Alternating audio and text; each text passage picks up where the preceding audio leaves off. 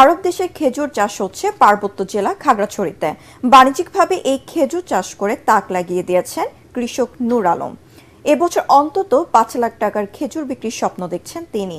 খেজুর গাছের টিস্যু কালচারের শাখা চারা বিক্রি করেও লাভবান হচ্ছেন মিশ্র ফলের এই বাগান মালিক। পাহাড়ে সৌদি খেজুর চাষের খবর পাঠিয়েছেন খাগড়াছড়ির প্রতিনিধি আবু দাউদ, জানাচ্ছেন শরীফুল ইসলাম।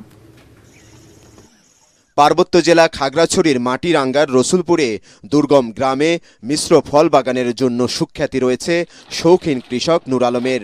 এবার আরবের খেজুরের বাণিজ্যিক চাষ করে তাক লাগিয়ে দিয়েছেন তিনি। শুরুতে ইংল্যান্ড থেকে মূল্যবান ২৫টি চারা সংগ্রহ করে বাগানে লাগান। পরে তিনি আরও ৭৫টি চারা সংগ্রহ করেন সৌদি আরব থেকে। এখন সেসব গাছে থোকায় থোকায় ঝুলছে আরবের খেজুর। সবুজ ও হলুদ রঙের খেজুরের থোকা শোভা পাচ্ছে নূর আলমের বাগানে। প্যাকেটে মোড়ানো খেজুর দেখতেই যেন নয়ন জুড়িয়ে যায়। পাহাড়ি মাটিতে বাণিজ্যিকভাবে খেজুর চাষের খবরে অনেকেই ছুটছেন তার বাগান দেখতে। এইখান থেকে কাজ করি, তারপরে সংসার চলে। খুব চমৎকার পরিবেশে একটা বাগান, পাহাড়ের মাটিতে। আমাদের মাটিরাঙ্গার সদর থেকে অনেকটা দূরে হলেও চমৎকার দৃষ্টিনন্দন একটা বাগান।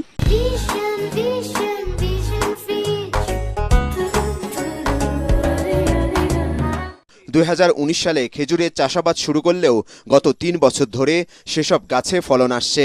গত বছরও ২ লাখ টাকার খেজুর বিক্রি করেন তিনি। এবার ৫ লক্ষাধিক টাকার খেজুর বিক্রির আশা করছেন নূর আলম। মরুভূমির খেজুর চাষ করে সফলতার জন্য খুশি কৃষি বিভাগও। অনাবাদী পাহাড়ে খেজুর বাগান সম্প্রসারণে উদ্যোগী হওয়ার কথা জানান কৃষি কর্মকর্তারা। এই খেজুরের টিস্যু কালচার চারাগুলো আমি প্রাথমিকভাবে ইংল্যান্ড থেকে সংগ্রহ করি ২৫টা চারা। তারপরে ধাপে ধাপে আমি ১০০ চারা পূর্ণ করি। এর মাঝে ৩টা ধাপে চারা, 2টা ধাপের চারার মধ্যে আমার ৭০টা গাছে এই বছর আলহামদুলিল্লাহ ফলন আসছে। ওই কৃষকের বাগান পরিদর্শন করি।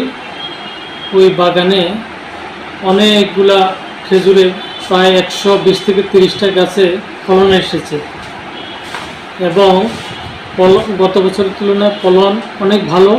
খেজুরের পাশাপাশি নূর আলমের বাগানে শোভা পাচ্ছে ড্রাগন, চায়না কমলা সহ বিভিন্ন মিশ্র ফলের গাছ। তার সফলতা দেখে বাগান করতে আগ্রহী হয়ে উঠছেন অন্য কৃষকরাও।